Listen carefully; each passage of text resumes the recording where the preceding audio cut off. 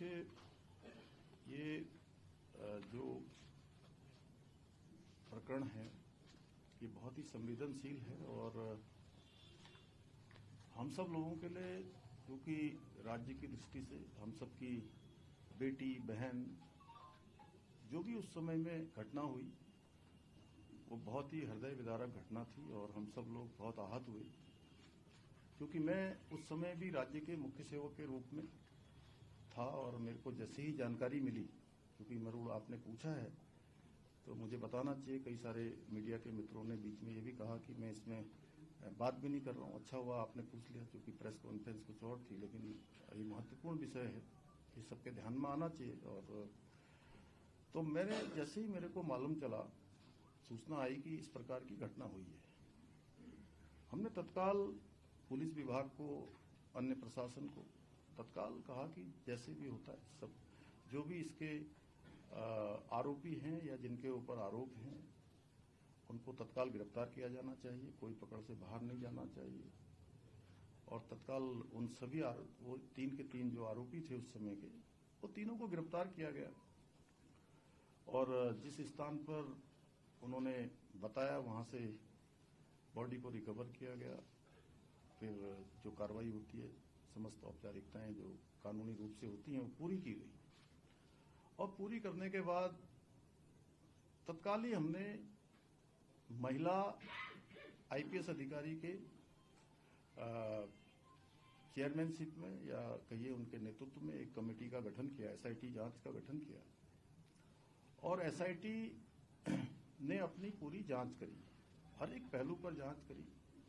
परिवार के लोगों से भी एसआईटी मिली, अन्य लोगों से भी मिली, जिन लोगों को भी इस केस के बारे में जो भी जानकारियां थी, और इसमें विज्ञापन भी निकाला गया, अखबार में भी दिया गया, संचार के माध्यमों से बताया भी गया, किसी के पास भी अगर कोई जानकारी हो तो वो एसआईटी को उपलब्ध कराए।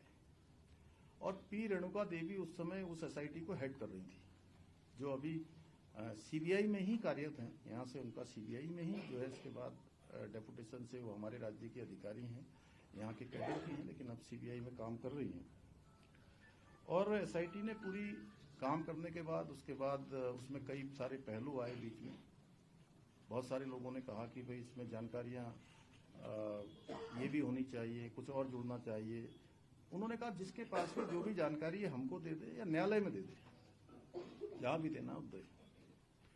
अंततः लोग सीबीआई की जांच के लिए उस समय में न्यायालय में भी अर्जी लगाई गई, सुप्रीम कोर्ट, हाई कोर्ट, सभी लोगों ने उसको सुना। सुप्रीम कोर्ट ने भी, हाई कोर्ट ने भी, और जो सेशन कोर्ट है वहां पर इस पर लगातार कार्रवाई चलती रही और जो मजबूत पैरवी थी, उसी मजबूत पैरवी का परिणाम था कि उन्हीं तीनों आरोपियों को आजीवन कैद की सजा सुनाई गई।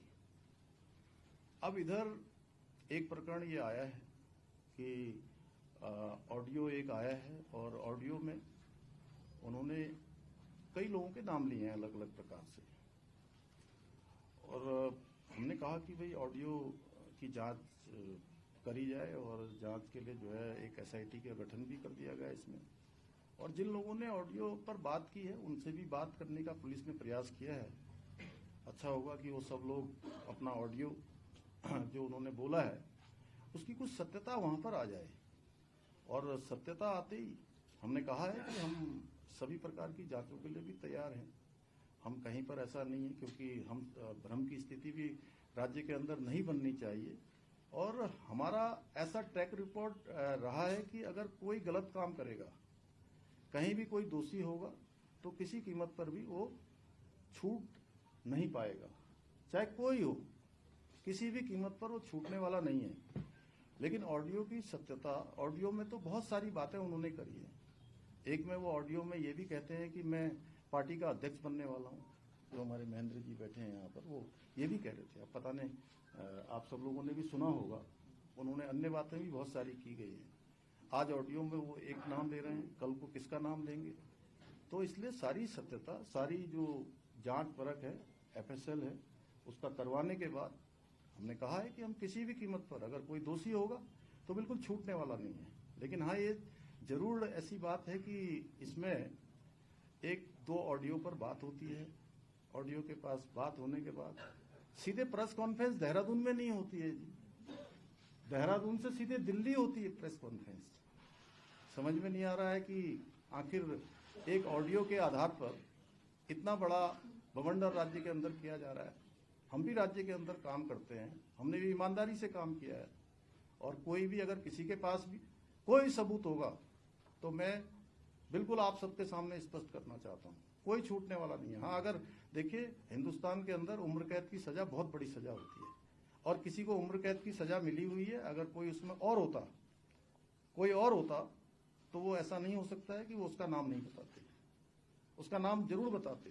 और एक ऑडियो में वो आपस में बात करते हुए यह भी कह रहे हैं, एक में कह रहे हैं कि इसकी हत्या हुई है, बेटी के बारे में कहते हैं कि हत्या हुई है, और दूसरे में कहते हैं कि इसने आत्महत्या कर ली। अब इनकी कौन सी बातों को सच माना जाए? मैं तो आप ही लोगों से पूछता हूँ, आप ही लोगों में से कोई अगर किसी का कोई प्रश्न हो इस बारे में, तो एक में कहते हैं कि हत्या हुई है और दूसरे में खुद ही कहते हैं कि इसने आत्महत्या कर ली। अगर हम इनकी आत्महत्या की बात मान लें तो कहीं ऐसा तो नहीं कि न्यायालय में जाके इससे उनको इसका कहीं ना कहीं इस रूप में भी कोई जो है कोई षड्यंत्र तो नहीं चल रहा है? इतनी बड़ी सजा हो चुकी है, हम हर जांच के लिए तैयार। हमने कब मना किया कि हम कोई जांच नहीं करवाएंगे? सर एक सवाल ये भी है कि जो आप देख रहे हैं कि लोग सड़कों पर हैं, विरोध प्रदर्शन हो रहे हैं, और अब धीमे ही सही लेकिन बीजेपी के संगठन में भी आवाज उठ रही है कि जन भावनाओं का ख्याल रखना चाहिए। लोग सोशल मीडिया पर भी, अगर आप ही का नाम आ जाएगा तो क्या करेंगे कल? नहीं, पहले मुझे आप बताइए, आपका नाम आ जाएगा तो क्या करेंगे? अगर आपका नाम कह दे वो ऑडियो वाला, क्या करेंगे बताइए पहले मुझे।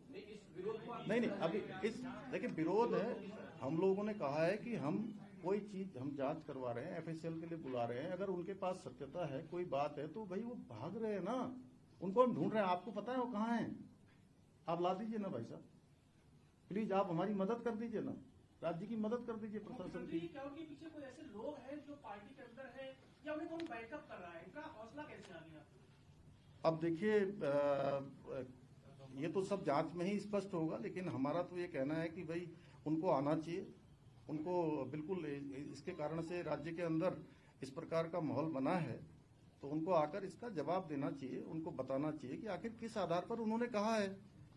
और जो भी होगा, चूंकि जांच चल रही है, तो देखिए बहुत दिनों तक ये मामला, ये जो धुंध लगी है, ये धुंध छटेगी, और धुंध छटने के बाद निश्चित रूप से बादल हटेंगे, कोहरा छटेगा और सूरज निकलेगा, साफ सफाई होगा।